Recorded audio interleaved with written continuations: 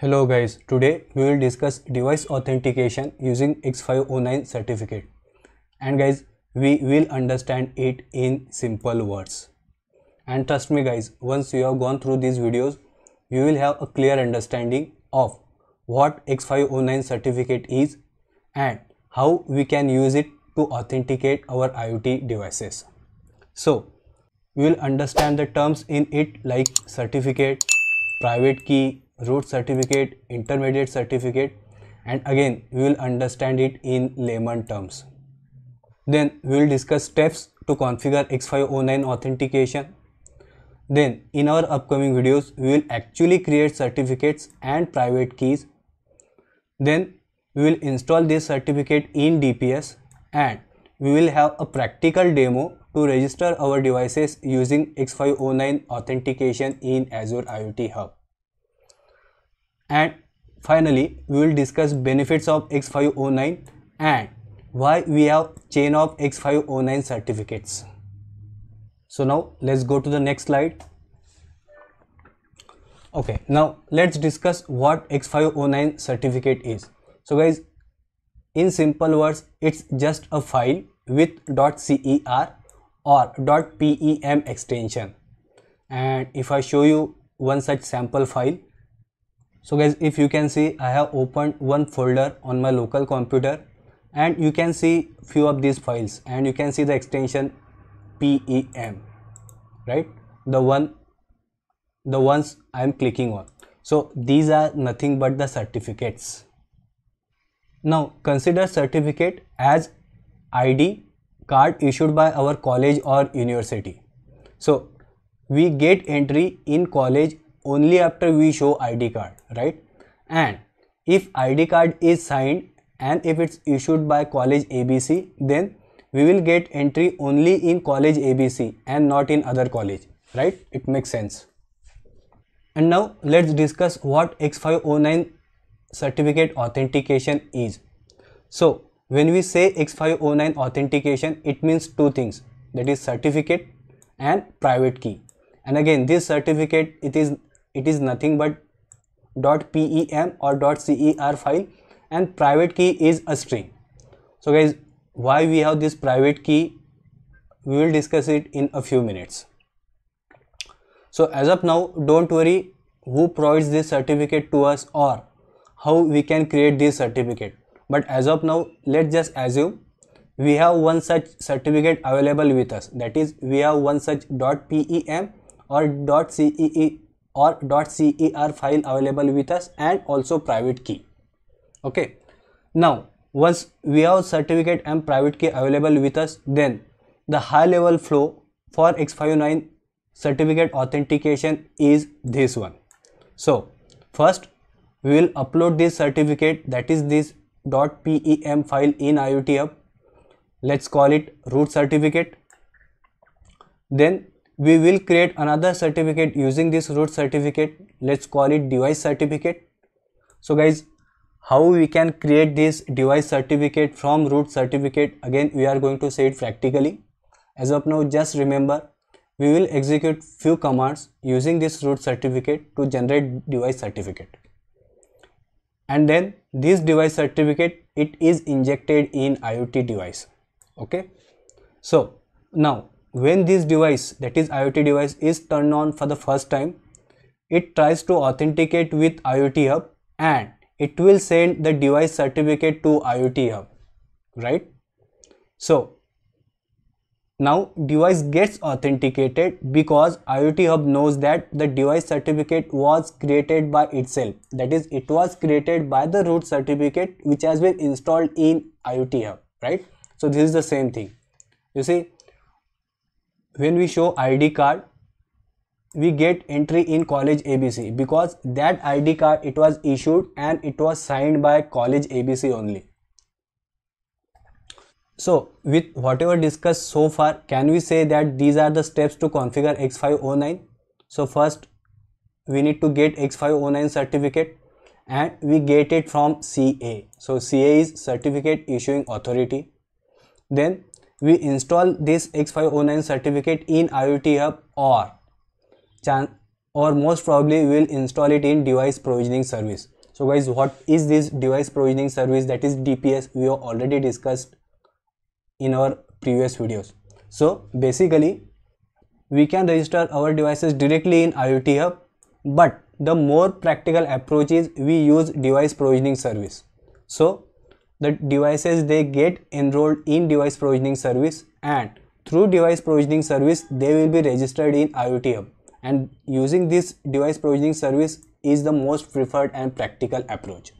Okay, so now let's assume root certificate has been installed in IoT Hub or DPS. So this root certificate, it signs and create X509 intermediate certificate or device certificate, and finally this device certificate will be injected in device.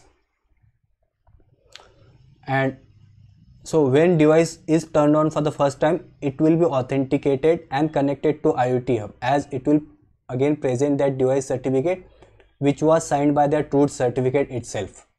Okay, and now let's discuss each of these 4 steps in detail. Now guys, before we discuss each of these 4 steps in detail, most probably this is the hierarchy of X509 certificates. So we have this root certificate which we will install in DPS, and this root certificate is provided by CA. Then we create intermediate certificate from root certificate, and we install this intermediate certificate in enrollment group in DPS, and using intermediate certificate we create device certificates, and again these device certificates, they are installed in device. So as you can see, when the device is turned on for the first time, it will present its device certificate to this root certificate, right? And this device certificate, again as we discussed a few times, it was signed by that root certificate indirectly, and hence the device gets authenticated. Okay, and now let's go to the next slide. So the first step is we need to get X509 certificate from CA. So again, CA is certificate issuing authority, so it's some third party service provider and it is trusted by all. So we contact CA and it provides us X509 certificate, and we are not bothered how they created it. In addition, CA also guides us to create private key, so we store and secure it at our end. So guys, why we need private key, we will discuss it in a moment. So we have X509 certificate available with us and also private key. Now let's say this is our root certificate. Okay, now the second step, that is we need to install the root certificate in DPS or IoT Hub, and again most probably we will install it in DPS. So let's say we have this certificate file available with us on our local hard drive.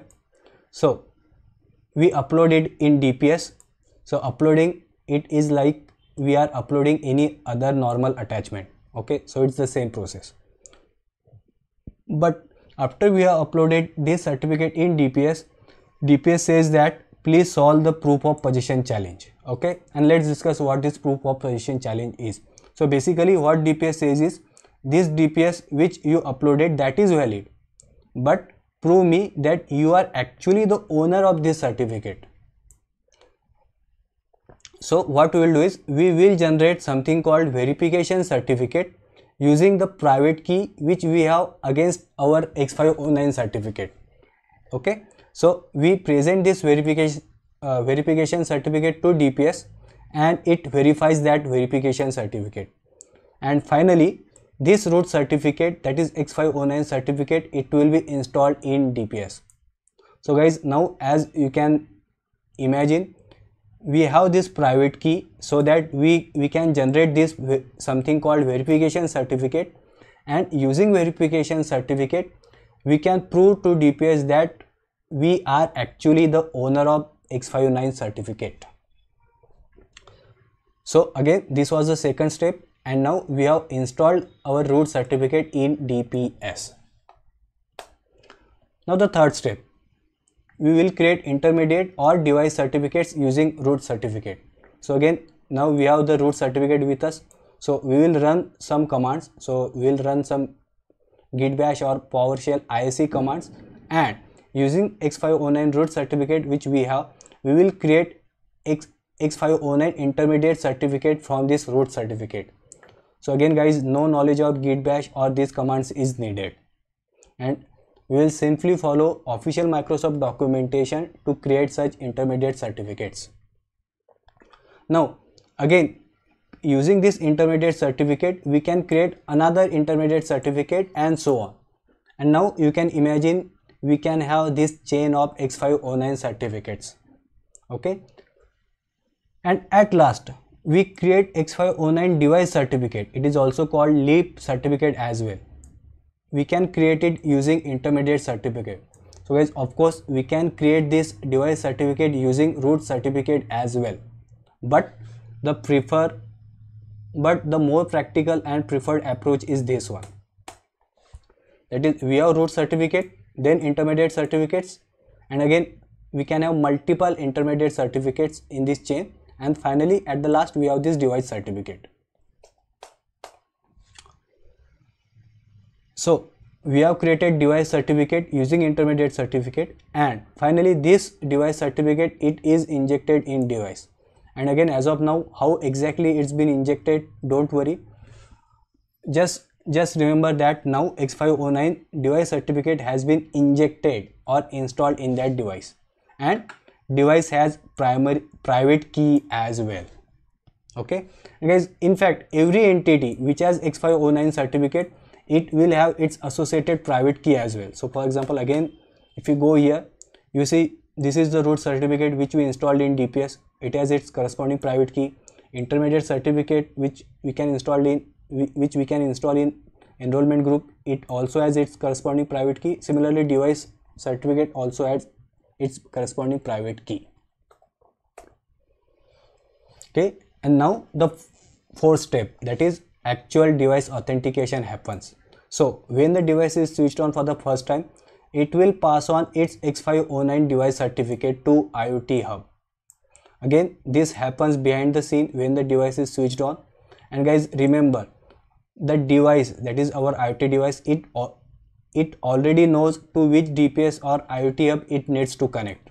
Okay, and guys, now important thing, not just device certificate, but if there are multiple intermediate certificates involved in that chain, then that device passes the entire certification chain to IoT Hub or device for authentication. Okay, so IoT Hub or DPS or IoT Hub, it will validate the entire chain of certificates. Okay, and if the whole chain is valid, then again DPS, it will ask the device to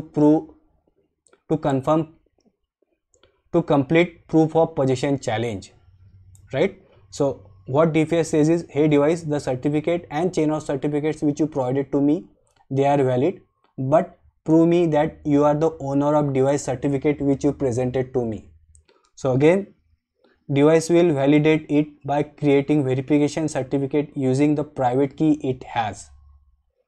So DPS, it will verify it, and finally the device gets authenticated and connected to DPS.